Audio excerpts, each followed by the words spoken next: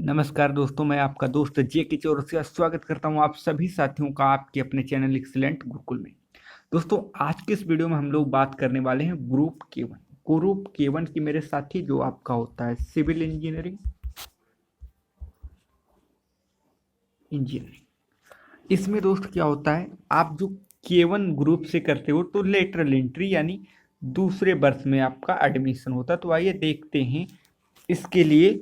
सबसे पहले दोस्त हम लोग सिलेबस के बारे में बात करेंगे, उसके बाद हम लोग टॉप 10 क्वेश्चन भी बताएंगे जो आपके एग्जाम में आए हुए क्वेश्चन हैं और इस बार भी आने की संभावना है। तो चलिए सबसे पहले हम लोग सिलेबस की बात कर लेते हैं।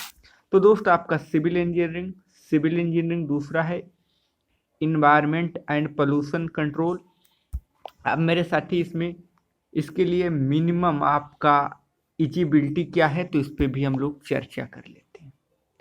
ये क्या होता है दोस्त, आपका इंटरमीडिएट होना चाहिए साइंस से, इंटरमीडिएट साइंस टेक्निकल सब्जेक्ट, ये आपका या आईटीआई हो, मिनिमम 2 ईयर का। अब देखो, अब हम किस चीज़ के बारे में बात कर रहे हैं। इसमें आपका होता है painter general, only class 10 pass candidate. उसके बाद ये होता है C O E construction and wood working sector. उसके बाद आपका होता है ड्राफ्टमैन सिविल। ये सब चीज़ें आपके हैं, ठीक। तो अब साथ ही बात कर लेते हैं हम लोग कि सब्जेक्ट वाइज क्वेश्चन पर परसेंट फॉर एग्जामिनेशन। तो आपका देखिए, आपका क्या आएगा, पीसीएम की अगर हम बात करते हैं मेरे दोस्त, फिजिक्स केमिस्ट्री और मैथ के बारे में बात कर लें तो ये टोटल इन चारों से आपका 40% आएगा। यानी ये कह लो कि पीसीएम यानी फिजिक्स केमिस्ट्री मैथ से आपके 40 क्वेश्चन आएंगे और 100 क्वेश्चन आपके सिविल इंजीनियरिंग से आएंगे। सिविल इंजीनियरिंग से आपके 40 क्वेश्चन 60 आएंगे। तो दोस्तों ये मान के चलिए कि यहाँ पर सिविल इंजीनियरिंग का बहुत ही महत्व है, क्योंकि 100 में से 60 प्रश्न आपके केवल सिविल इंजीनियरिंग से आते हैं। हर साल आते हैं, इस साल भी आएंगे। तो आइए हम लोग उस टॉप क्वेश्चन पर चर्चा कर लेते हैं जो आपके एग्जाम में आने वाले हैं। तो आइए बिना देरी किए हुए हम लोग उसको देख लेते हैं। साथियों, आपका पहला क्वेश्चन ये रहा, आपके ग्रुप के1 सिविल इंजीनियरिंग का पहला क्वेश्चन ये रहा, रेतीली मृदा का निकटतम रिक्तता अनुपात क्या है। रिक्तता अनुपात क्या है, रेतीली मृदा का निकटतम रिक्तता स्थान क्या है, अनुपात क्या होता है। तो मेरे दोस्त आपका 25%, 50, 60 और 80 इसमें से आपको सही आंसर बताना है। तो दोस्त अगर इस टाइप का क्वेश्चन आपके एग्जाम में आ जाए तो 60% इसका बिल्कुल सही आंसर होगा। 60% आप लोग अपनी कॉपी में नोट कर लीजिए, ये आपके एग्जाम में आने वाला क्वेश्चन है।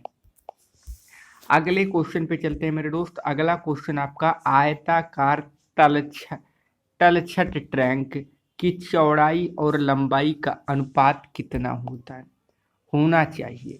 यानी जो आयताकार आपका तलछट टैंक है कि चौड़ाई और लंबाई का अनुपात कितना होना चाहिए।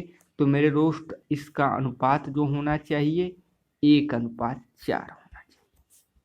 कितना होना चाहिए मेरे भाई, 1:4 होना चाहिए। आप इसको नोट कर लीजिए कहीं भी। तीसरा क्वेश्चन है, किसी 8 लाख जनसंख्या वाले शहर में पानी की प्रति व्यक्ति मांग क्या होती है। यानी कोई 8 लाख है, कोई ऐसा शहर है जिसकी जनसंख्या 8 लाख है, तो उसमें पानी की प्रति व्यक्ति मांग क्या होती है।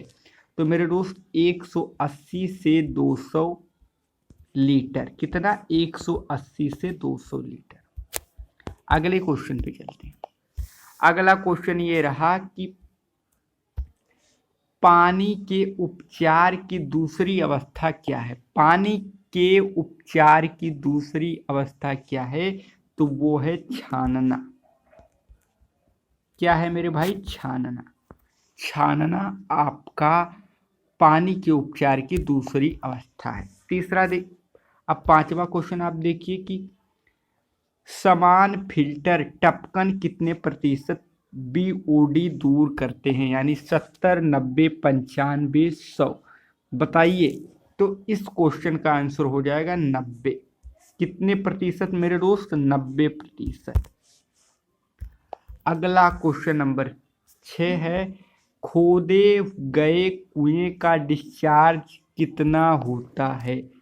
खोदे गए कुएं का डिस्चार्ज कितना होता? 10 घन मीटर प्रति घंटा, 15 घन मीटर प्रति घंटा, 20 घन मीटर प्रति घंटा या 50 घन मीटर प्रति घंटा?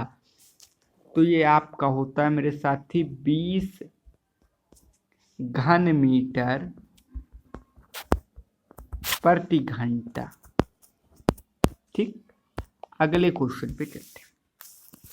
अगला आपका मेरे दोस्त, मृदा का परम्परागतता गुणांक, पारगम्यता गुणांक। मृदा का पारगम्यता गुणांक 10 से 1 सेंटीमीटर से होने पर मृदा क्या होगी? मृदा क्या होगा? कले होगा, सिल्ट होगा, रेत होगा या ग्रेवल होगा? बताइए आप लोग। तो इसका सही आंसर हो जाएगा मेरे भाई सिल्ट होगी। क्या होगा? सिल्ट होगी।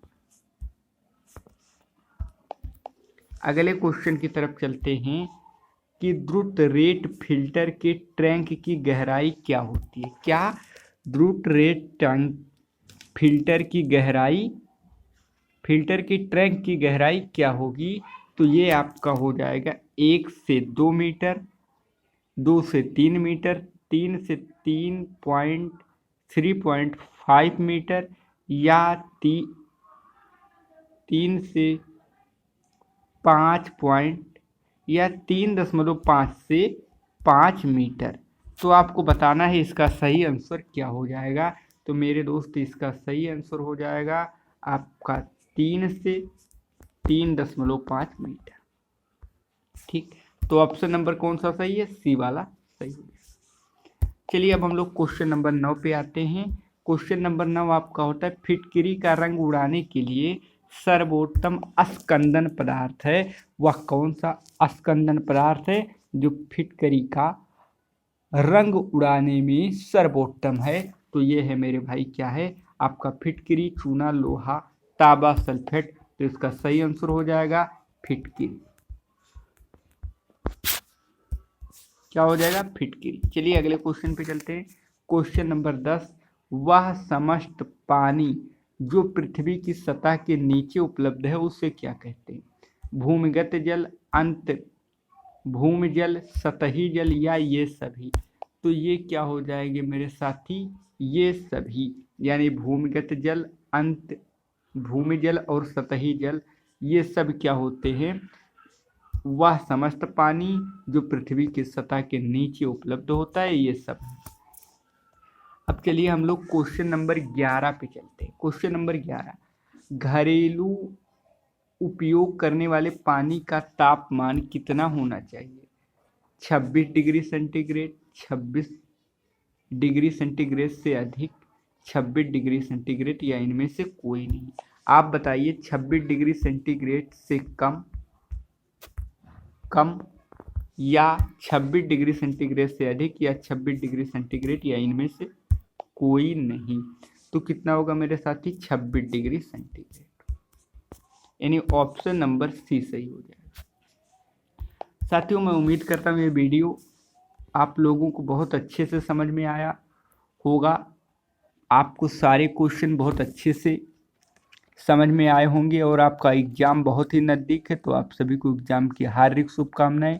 इस वीडियो को लाइक कर देना और अपने साथियों में शेयर कर देना ताकि सभी लोगों को अच्छी जानकारियां मिल सके। तो फिर दोस्तों, अगर आप लोगों को मैथ में कोई दिक्कत है तो आप लोग हमारे चैनल से मैथ, फिजिक्स, केमिस्ट्री सब कुछ पढ़ सकते हैं। तो thank you so much watching this video.